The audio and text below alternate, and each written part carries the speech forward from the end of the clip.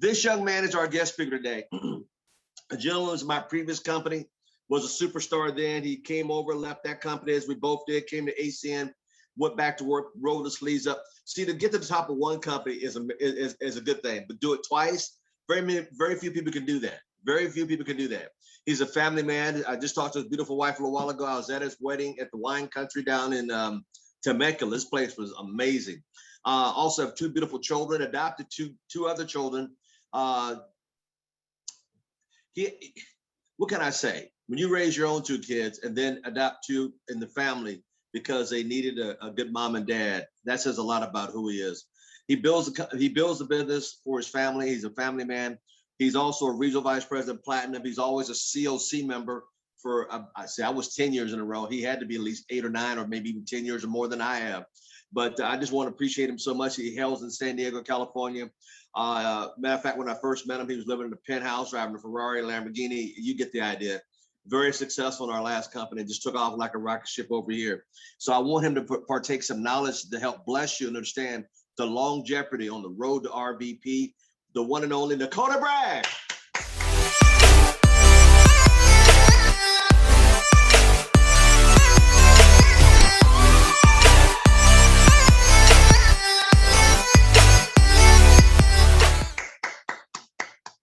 Thank you, Mr. Thomas. Greatly appreciate the warm welcome, the kind words, the love. I appreciate everybody jumping on and just being here together this morning. And hopefully something I could share with you could bless you in your lives and your journey, not just in your ACN journey, but in your life journey. And it's always an honor to be a part of such an incredible organization. And when Mr. Thomas reached out to me and asked me to be on the call, he said it was, at this time. And I thought, wow, when's the last time I've done a Zoom call at that time? And I thought, never, other than with Mr. Thomas. So I immediately said, you know what? He's worth it. He's one of those guys that you can have a million mentors in life, and you'll be lucky to have one Mr. Thomas. And so it's been great to be able to be here and also be mentored by him, especially in my early days when I didn't even realize, a guy like me that came from humble beginnings, modest means, introverted, never was successful at anything, found my old report card. I should go grab it and show it to you guys. At best, I was a C student at best. So never really, thought or believed in myself, had no self-belief, doubted everything I did. And then, I was insecure about so many different aspects of my life. And then all of a sudden, this guy comes into my life, Mr. Thomas, starts yelling at me and telling me to step it up. And I started getting excited. I started getting motivated. And next thing you know, they just let anybody get rich in this industry. So thank you, Mr. Thomas, for being an incredible role model, great energy source. And just really, I really appreciate you being there and having those strong conversations when they were needed. Good. So I'll open this up to whatever you guys want me to talk about. Sir, first of all, before we get started, did you get my text yesterday? Did you call her? Did you call your mama and wish happy birthday? Absolutely. Tell everybody about that. I wouldn't be alive today if I didn't do that. But my mom she was one of my greatest heroes, I should say. She worked 60 plus hours a week my entire life. She had a insatiable work ethic.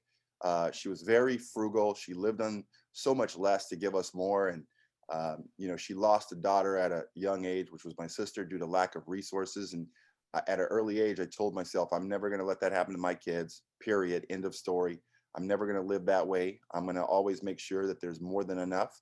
And so what pushed me out of that crazy shell of insecurity and every doubt that every single person on this call has, I guarantee you 100%, I had it in abundance. But what I had is love for children I didn't even have yet, more than I had fear or the fear of what any of those things coming to pass would be. And so in the times where I didn't want to do anything, I did it, right? And the times that I really didn't want to do anything, I did it anyway. And I did it really well because I didn't want to do it again. I didn't do it good. I kicked everybody's assets because I really did not want to do it more than everybody else wanted to do it.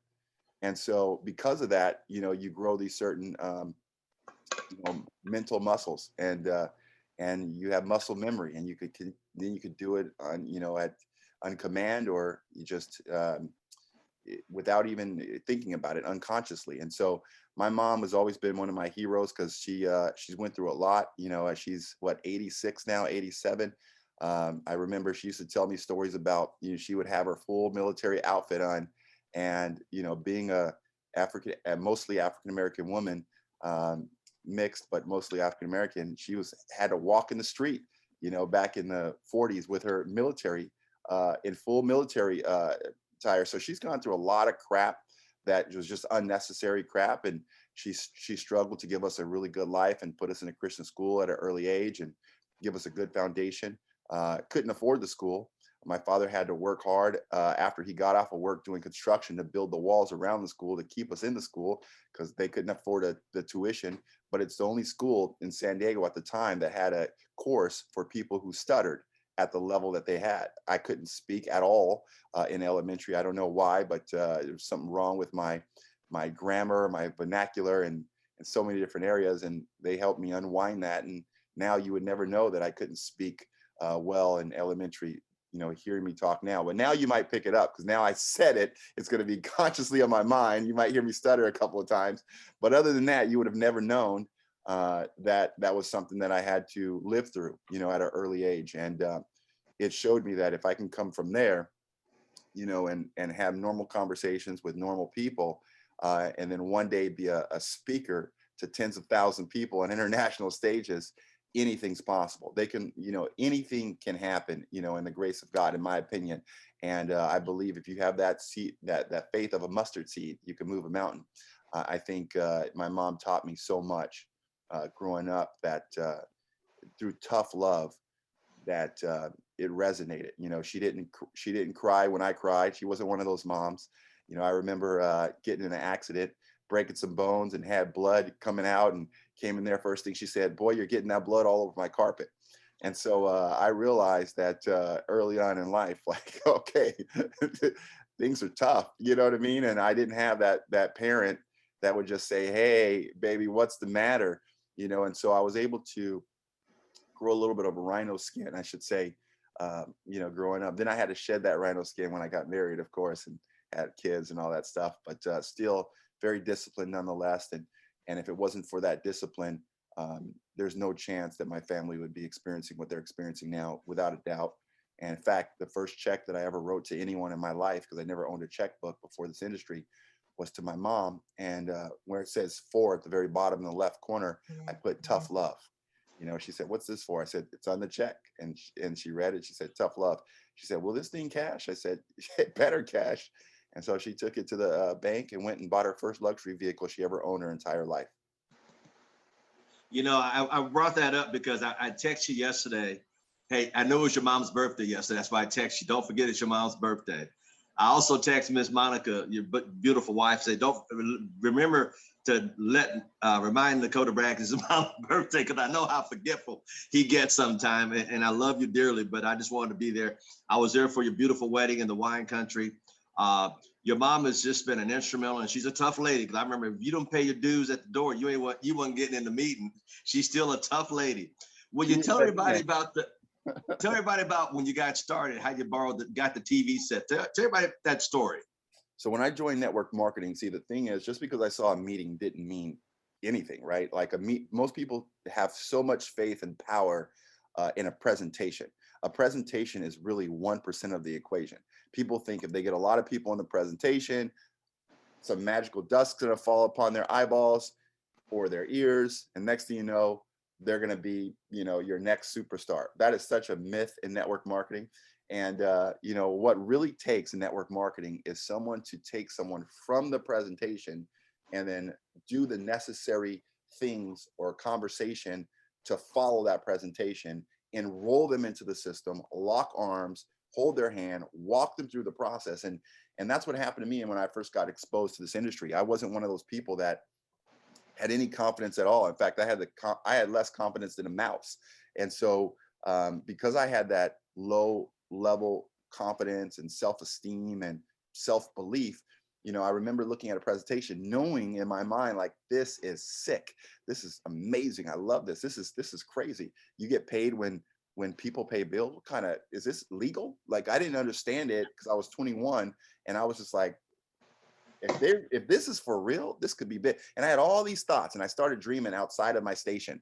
You know, I was driving a 1969 Volkswagen at the time, and it was two colors, blue and rust, and it had wooden floors at the bottom because the rust ate out all the metal on the floor, because the windows were down for many years at the junkyard where we bought it from. And so it is a car I drove for 5 years. It was my baby, right? It was my car that we drove for 5 years. And I loved it, right? And it didn't take a lot of gas, and it wasn't expensive to fix. And that was the most expensive thing in my life, was that $400 vehicle, right? That I had ever known at that point. I was 21 years old, working 70 hours a week, and I was in college part-time. I wasn't doing well in college, but I was in college part-time. And what was interesting is I rolled up to that very first meeting, saw the presentation, and I knew no matter what, there was no way I was gonna fork over hundreds of dollars to join this deal, no matter how good it looked. Here's why. See, that bird in the hand, that mentality, that bird in the hand, that money right then, that meant lunch, that meant dinner, that meant gas, that meant getting to work, that meant everything in my life that was so darn important. It didn't mean the dream of getting a customer and then one day maybe making some residual income. It meant everything. So I had a mentor at the time, the guy who was recruiting me. You know, he reminded me of my mom, straight, tough love. I remember him bringing his sponsor into the vehicle, and my sponsor and his sponsor, okay? They turned around and they said, "So Nekoda, are you ready to get started?" I said, "Get started with what?" And he goes, "Are you ready to?" And he had such a tough conversation with me, handled all my objections. And then I still was like, I don't know if I could ever recruit a single person, but I think I might be able to switch over the services in my house. And that was the highest level of commitment I gave to those guys. But I just can't right now pay for the license or whatever you call it. And so I could tell that they thought that I was BSing, right? I really wasn't. In my mind, I couldn't afford to give the little bit of scratch that I had to throw away at a dream.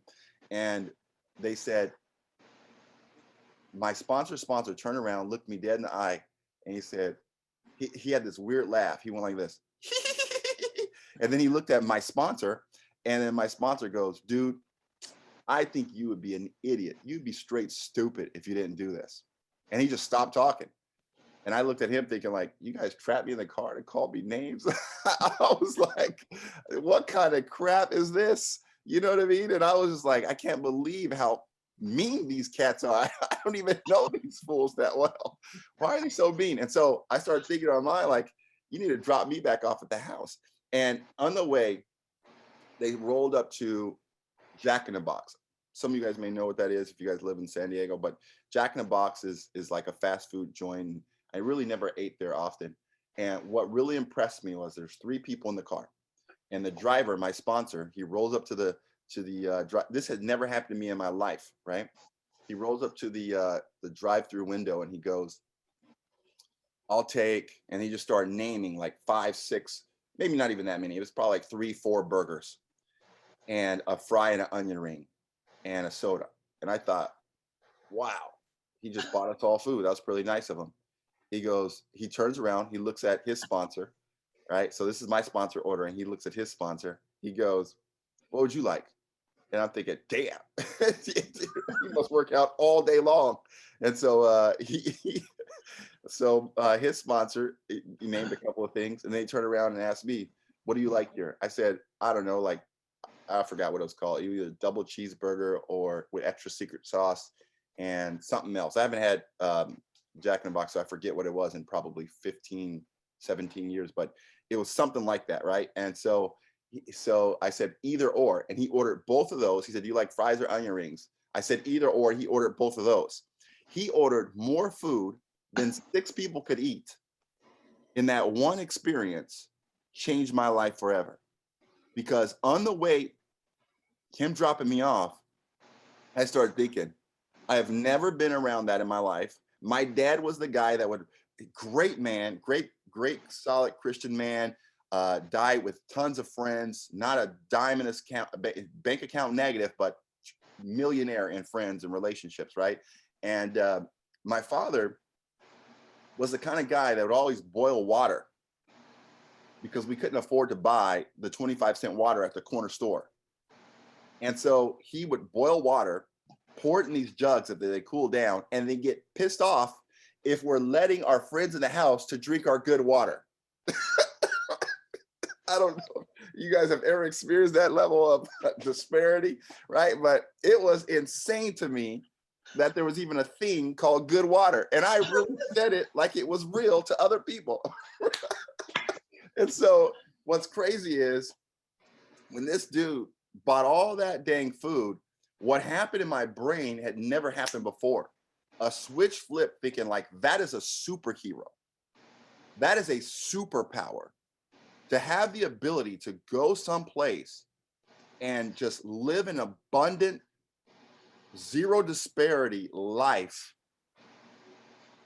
was just beyond fathomable. And in that moment, something clicked. And they started asking me, well, are we doing this or not? When we got to the house, I said in my brain, well, shoot. What if there's a small chance that I could ever do that at Jack in the Box to anybody that was in the car with me? What if there's one chance they could experience that level of freedom and lifestyle? Then forking over these hundreds of dollars would be worth it. And so I told them, well, I have to come up with the cash. I still try to make excuses. And they said, well, do you have a TV? Do you have a credit card?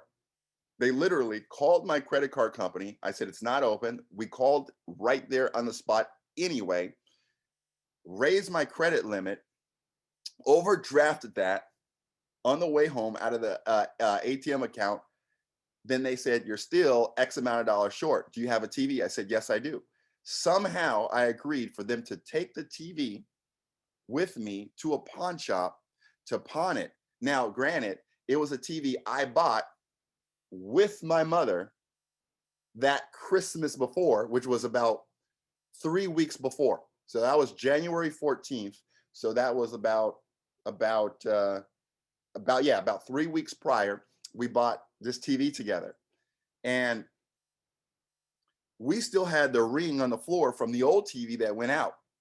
So when my mom came home, I felt like I need to tell her tomorrow, these guys are coming over and we're going to pawn a TV so I can get started in this pyramid thing and we can make some money. And I had no idea how to have that conversation. So it never happened. And the next morning, I'm thinking, I'm just not going to answer the door when they knock on the door around 9 or whatever time they said it was. However, around 7:30, when I'm dead asleep, or 8 or something really early, hour and a half, hour earlier than they were supposed to arrive, I hear a knock on the door. And I'm thinking, oh, dang, that sounds important. So I go back to sleep. And they did it again. Boom, boom, boom. And I'm like, okay, I'm getting up. And I went to go look to see who it was. And I opened the door and they're like, Nico. I'm like, oh, shoot. They're at my door over an hour early. And the first thing they do is, do the little handshake, walk in, look at the TV. That's the one. And I'm like, suddenly my stuttering came back.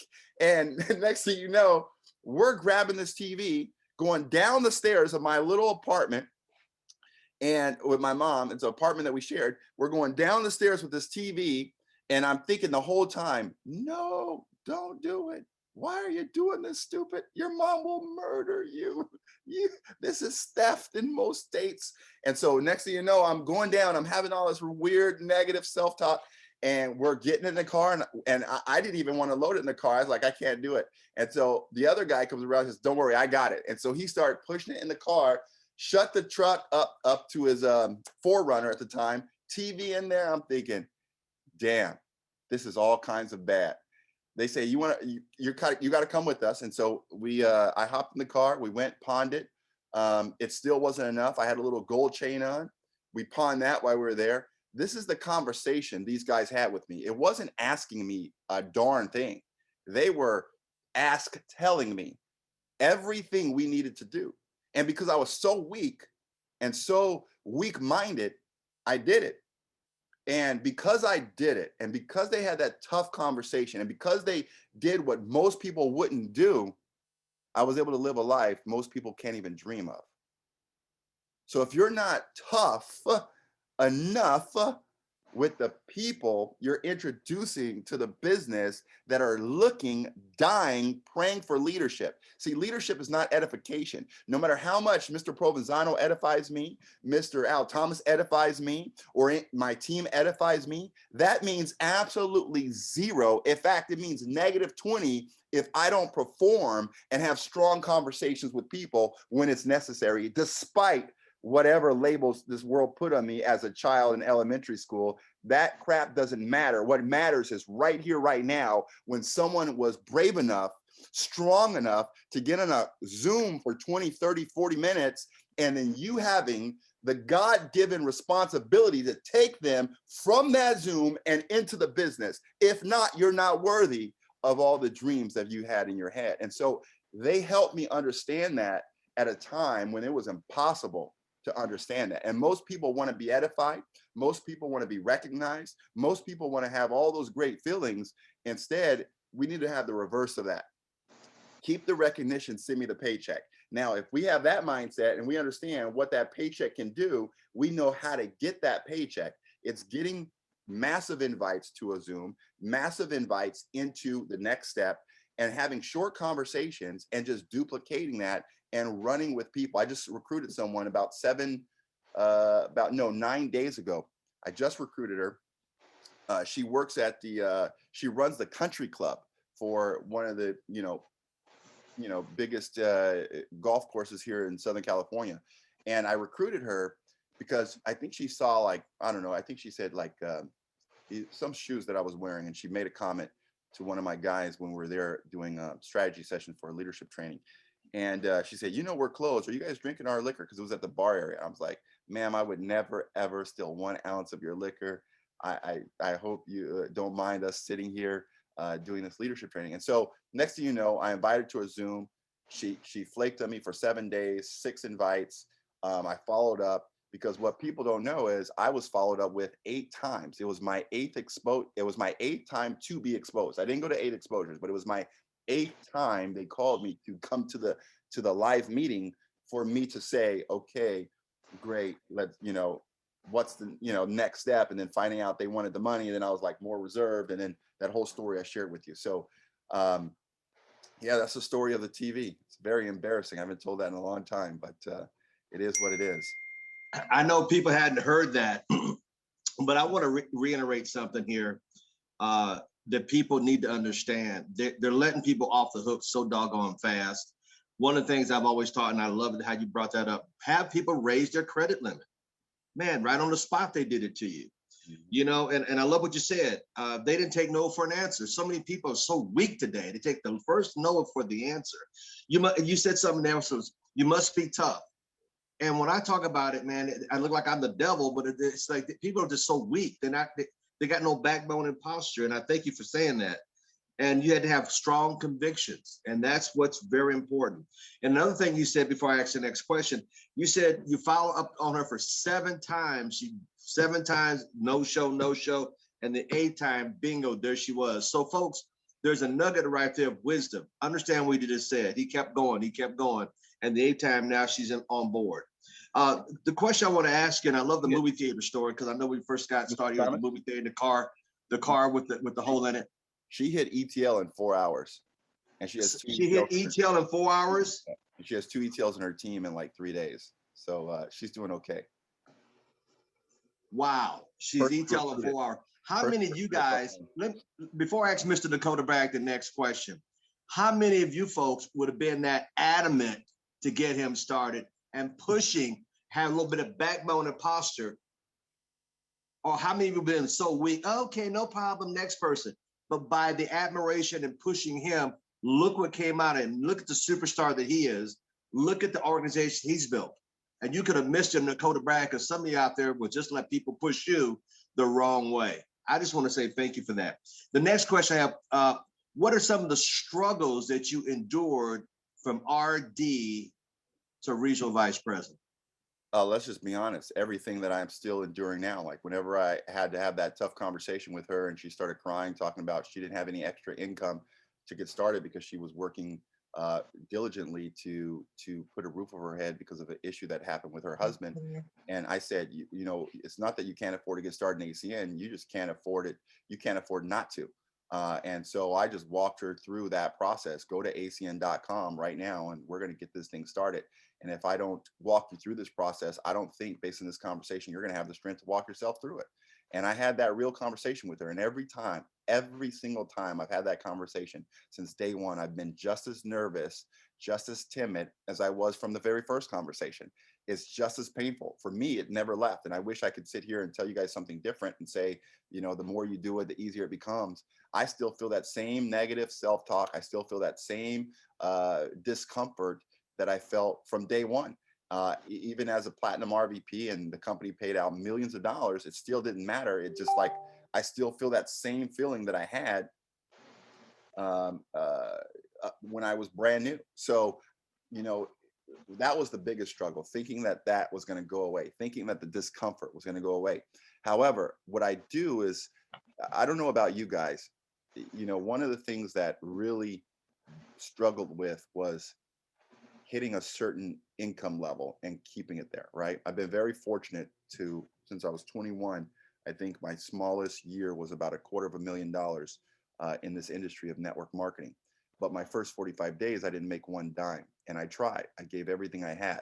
And so I think a lot of my struggle came through um, not being able to really understand how to do network marketing, not really getting the big picture of network marketing, not understanding how to keep momentum, sustain momentum.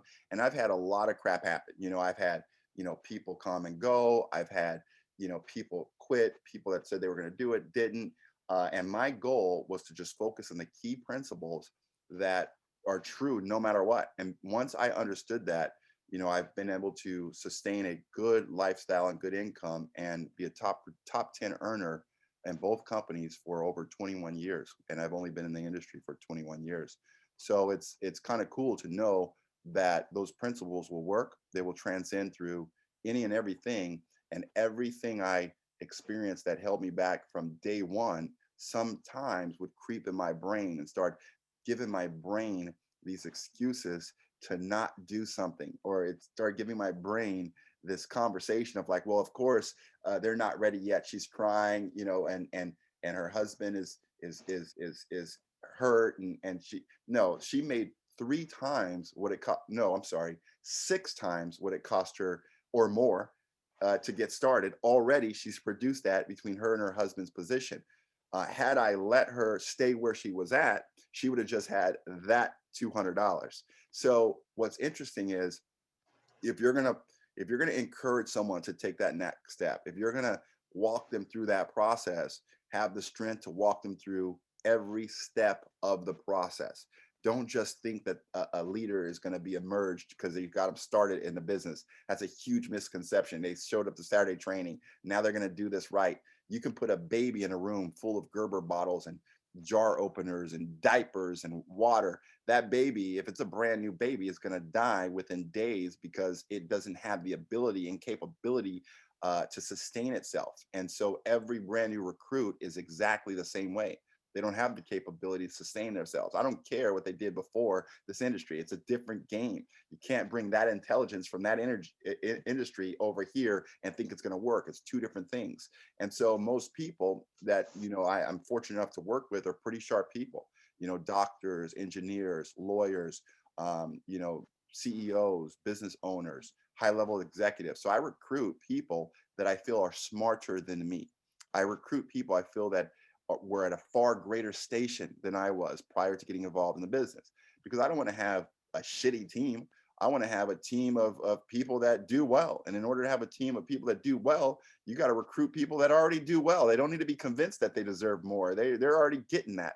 And if you go after and recruit, or at least find somebody that may not be doing well, you can taproot really, really fast through them and find someone that is doing well, anchor yourself to that person and build that brand new organization underneath the organization. I think Mr. Thomas has done a great job at doing that as well. I mean, he's one of the only people I've ever seen that has an organization of leaders all over the place. You know what I mean? He's barely in most of those markets, but he grows like Corona. So what you're saying is recruit up, everybody. Recruit up. Not saying the guy in the drive-in is not worthy of it, but recruit with people who are already successful because they have it, they want more. And I love that nugget you dropped on us. The smallest year was $250,000. You guys hear that? Ask yourself this: are you even close to that in what you're doing? So if not, maybe put an hour, 2 to 3 hours a day, like I did, and like Mr. Nekoda Bragg in the beginning. It's like a plane. The only way to fly is you got to get off the ground. So if you're not making a quarter minute, well, let's just say this: put an hour or 2 a day in it. All right. Mr. Bragg, I got another little something you said about you were there in the lounge with her, and you told her, trust me, you're not going to touch her liquor. I think you like Louis the 13th. Tell that story. Oh yeah, when I came to your crib, so there was like a leadership event, either at his house or he invited me out to do a presentation for Danny. One of the two, I forget which one it was, but there was a time that I went out to Vegas in behalf of something that was happening with Mr. Thomas.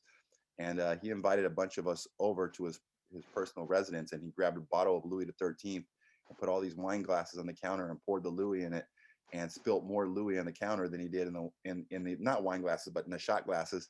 And I started thinking, wow, isn't Louis the 13th like $2,000 a bottle? Back then it was $2,000 a bottle. Now it's like 4,000 a bottle. But I started thinking, this is insane. Who does that? And again, it just resonated with that abundance side of my brain that I had never experienced before. And I went over there and started, and I'm a germaphobe. You know, anybody on this call that knows me will tell you by far, 100%. You know, I had hand sanitizer in every vehicle before anyone even heard the word Corona, right? There was never a time that you could get in my vehicle and not have hand sanitizer in the last 10 years. I wash my hands after every meeting. I usually do dabs, but you know, I remember seeing that Louis on the counter, and I'm thinking, oh crap, I forgot all about my germophobia, and I started like scraping that Louis in my mouth because I heard Jay-Z rap about it. I heard, you know, all these different artists rap about it from different genre, different TV, movies, and I'm thinking this is my one chance, you know, to really get some good Louis in my system. And you know, and now you know, it's interesting. It kind of got my you know, taste to a different level, and now I don't want regular cognac, right? You know, somebody offered me Hennessy, I think like, uh-oh, I better give that to somebody else because I don't really even like it. But cognac by Remy Martin Louis the 13th is just phenomenal juice if you haven't tried it. And so that was the first experience I ever had to like an abundance of, and I wasn't even a drinker, right? I was just drinking that. I was just drinking that to have the experience. And he just passed out those shots. And I remember I remember it was like yesterday. He was so short, he couldn't even reach the Louis. I think he hopped on the counter with his knee or something, reached up there and grabbed it. And he told you earlier, I don't remember anything. So how do I remember that? I mean, it just ingrained. Those experiences like that, when you do those things for other people, are ingrained right in their brain. It's lifestyle. It's not about you buying a nice car, a nice home. No one cares. It's about you being a part of their cause, their experience. You know, he was giving us that Louis. He was, you know, my sponsor bought me those sandwiches, right? And it was one of those weird experiences where even though it's so inexpensive, he might have spent $50 at Jack in the Box, but look what it did. It allowed me to do something that was, in my opinion, impossible. You know, you said something that was so great. And Celia, I'm from Woodland, California, put in the text that people are so scared to put out extra for other people. And then you said something that was very powerful behind it. You have to have the ability to live in abundance. And a lot of people don't live in abundance. And you shared that 3 times, you said that word today. And I think a lot of people live in more scarcity. I won't make it, I can't happen, it won't happen for me. But you talked about, here you are, can barely speak and talk without stuttering.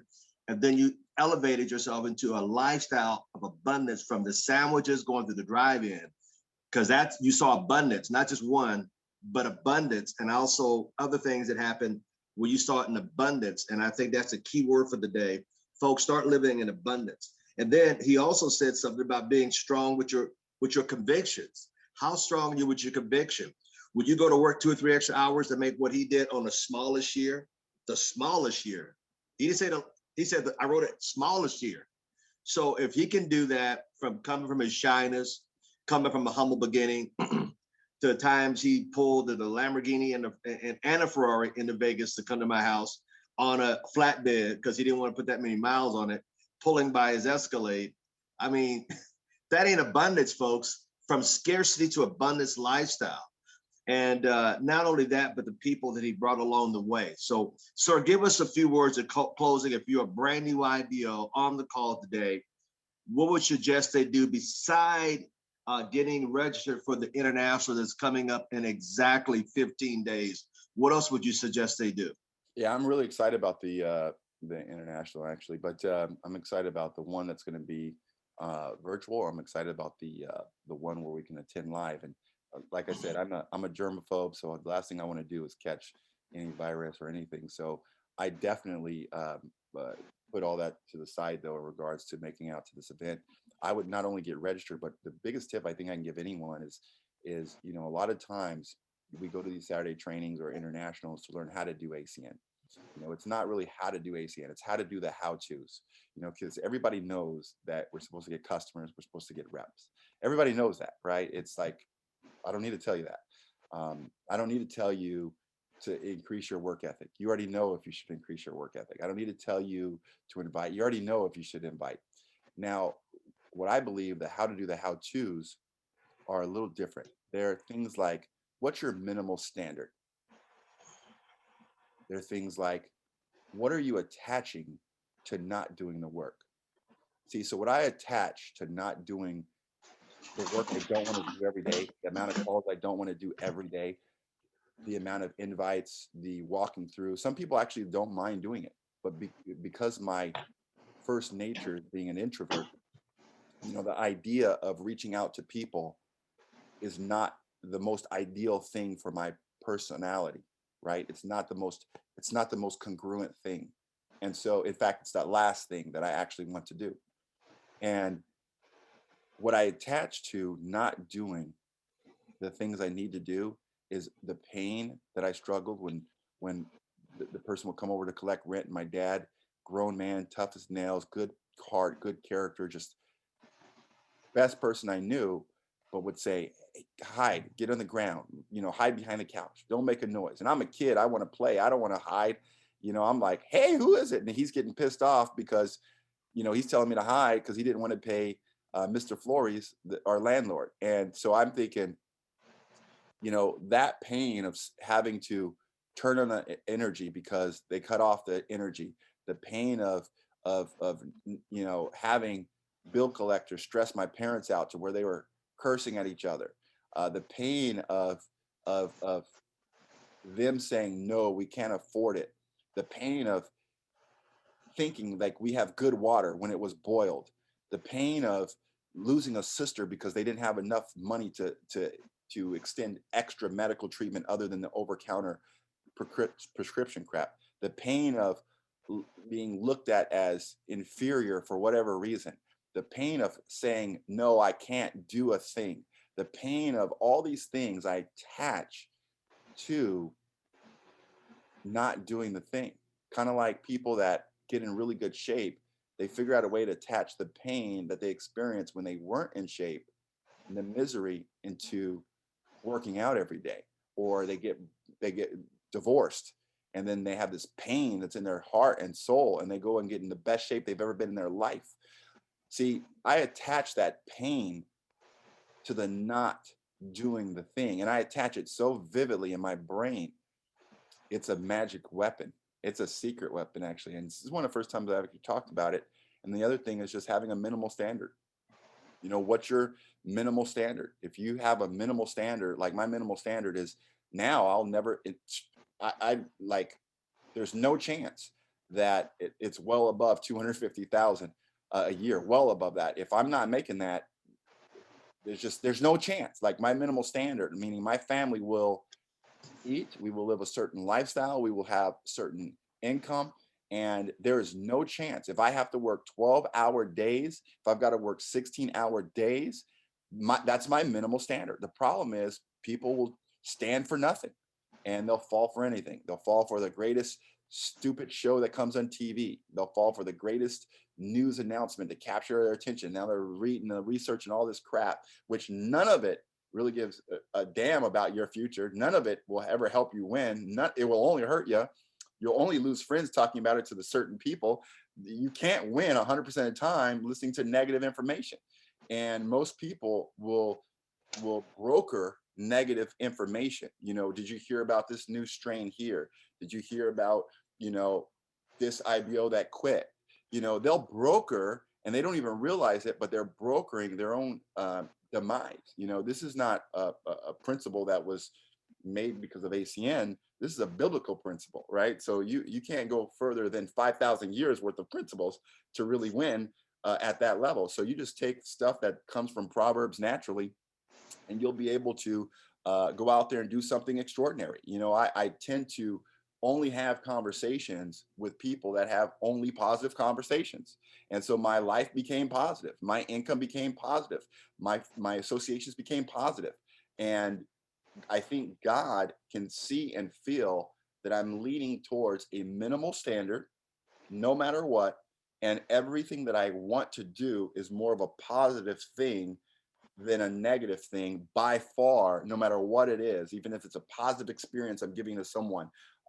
Everything that I try to do is aimed at being a positive, and it creates and my conversations are positive, and it creates a positive outcome, positive income, positive lifestyle.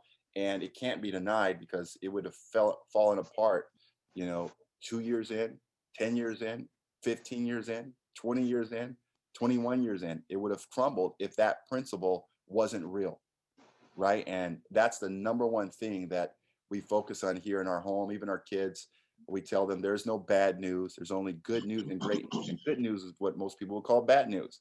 We're not talking about bad things.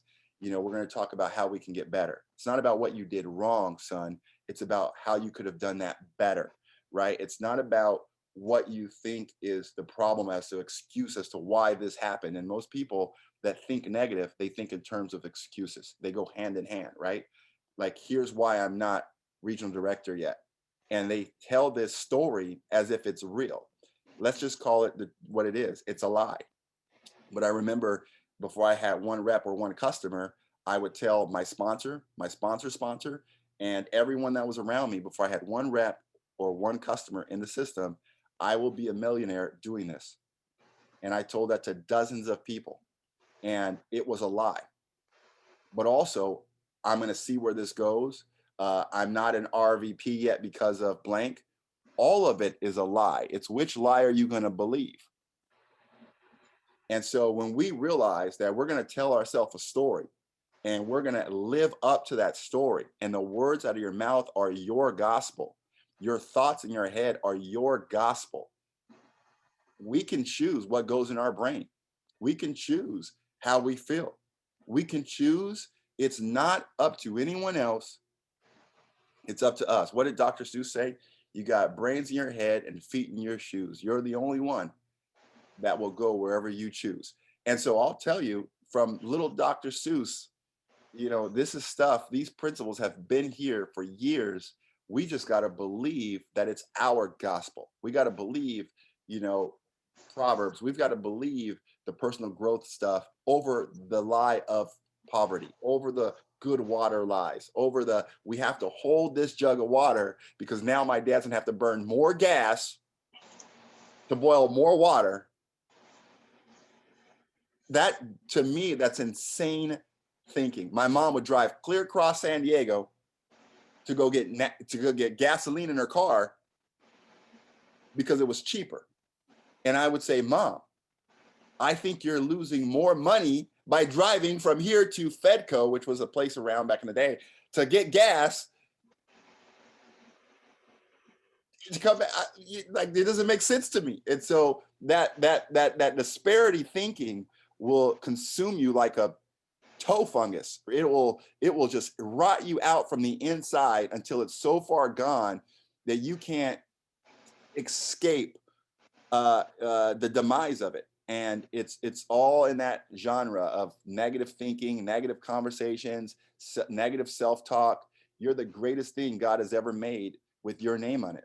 And we need to understand that he didn't say one of us are his temple. You know, he's talking about all of us are made in his image. And I can only imagine what he's going to look like when I get to heaven, or when I have the opportunity to meet him. But I'll tell you this, he's here every day. He's living through every win you have. And success is what you were born to do. It's not something that you are possibly able. No, any failure in your life, of course it happened so you can have a better testimony. Of course I couldn't talk in elementary. Of course I got back. I should go get my report card. Of course I got my bad grades. Of course I lived horrible experiences in my life. Of course those things happen. Of course they did, because they were a setup for something big.